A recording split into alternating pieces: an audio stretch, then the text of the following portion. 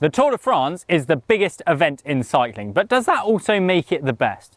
Well, we're not even going to attempt to answer that, but here are 10 things that we think would make it a hell of a lot better. Okay, so they're not all completely serious, so have some fun and let us know whether you agree or disagree with any of them in the comments and add your own suggestions. First and foremost, in our fantasy Tour de France, we're going to go ahead and ditch the UCI weight limit. We completely get that when descending at 100 kph plus, it might be a bad idea to have drilled a million holes in a frame. But materials and technology have come on a long way since the year 2000, when the 6.8 kilo weight limit was first introduced. Tour de France bikes these days show little innovation in terms of weight saving and rather focus their efforts on aero. After all, some of the top-end disc brake aero bikes can happily meet the weight limit of 6.8 kilos, even with semi-deep wheels fitted. We reckon that you could easily drop a kilo off the weight limit without making the bikes any more dangerous than they were 2 decades ago. That might also give some of us weight weenies some bikes and tech to ogle over. The Roubaix stage a few years ago raised plenty of eyebrows and heart rates of riders, thanks to its high risk of crashes, and the GC men in particular seemed less than happy with its inclusion. But don't worry, we're not planning on using much of the famous cobbled route, just the last 400 metres or so. Oh yes, we reckon why not combine the greatest cycling race for spectators, the elimination race, with the very best road cyclists in the world. We propose an elimination race. It might have to be in waves though, rather than all 190 at once. That could, be quite messy. Anyway, the riders will battle it out lap after lap until there's just one left still pedalling. Stick some hefty time bonuses on the line and, well, they should be more than motivated enough to get their elbows out and give us a real spectacle.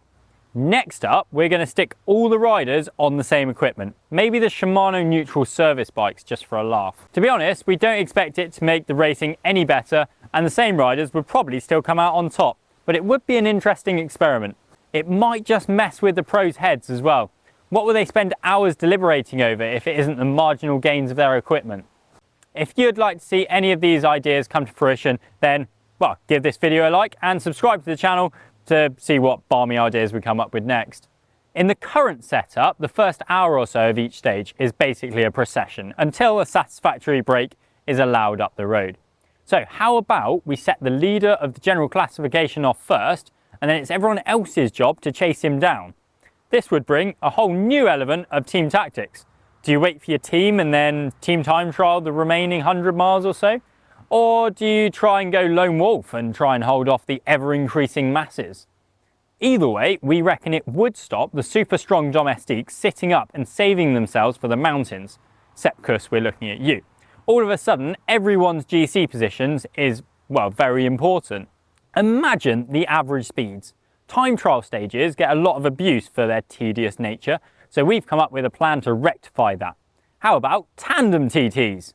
Not only will riders be navigating the terrain with twice as many watts, but they'll also be putting their cornering performance into the hands of the rider on the front.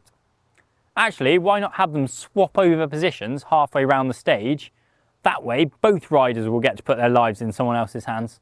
I got told I had to put this one in just because it will wind people up. But, well, like it or not, Zwift racing or other e-sport competitions are a big part of modern cycling and show no signs of going anywhere. So, would a Zwift stage in the Tour de France help to blur the lines between real-life-averse and the metaverse even further? After all, nearly all the pros seem to use it for at least some of their riding during the winter anyway.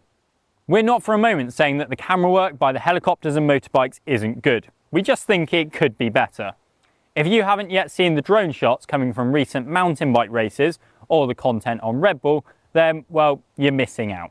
Modern drones are more than capable of keeping up on the climbs, and probably most of the descents as well. They could get excellent tracking shots to bring us closer to the action without dragging riders along like the motorbikes seem to. Also, we don't really get the whole safety issue, not that we're that into safety. I've seen some drone racing and the pilots are nothing short of phenomenal. Yes, there's always the potential for issues, but is it really any more risky than having a few 100 kilos of metal hurtling around the peloton?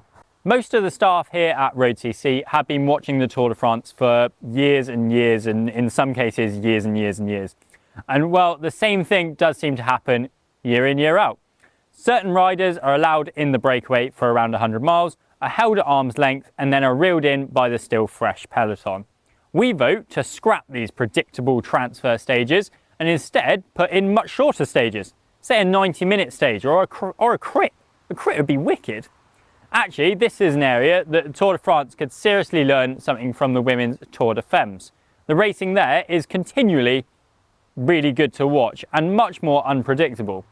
We get it, the Tour de France is steeped in history and tradition and all those things, and sometimes it's hard to change that. However, there's only 400 metres of the final stage worth watching, and that's right at the end. How about we scrap the champagne sipping, team photos and yellow bikes until after the race has actually finished? Sometimes the Tour can come down to just a few seconds difference between the top riders. Imagine the excitement if one year the second place rider got in a break with his team and they team time trialled to the finish. Now that's something we'd like to watch. And our final idea is to introduce a firm favourite of the cafe ride, the town sign sprint. We know what you're going to say, there's already intermediate sprints in the Tour de France.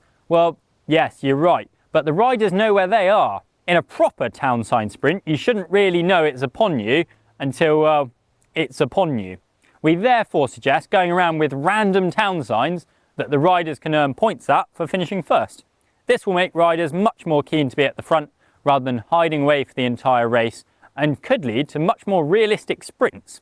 We reckon like in wrong gears and with a gilet over one shoulder, or riders caught out having a drink or something like that. Let us know any of your ideas down in the comments section below. Both crazy and more realistic ideas welcome. If you like this video, then please give us a like as it really helps us out, and subscribe to the channel for more content like this. We'll see you next time. There's Herbie. It actually is Herbie. We've got a 53 on the side of it and everything. There's Herbie, there's tanks. You see it all in southern France.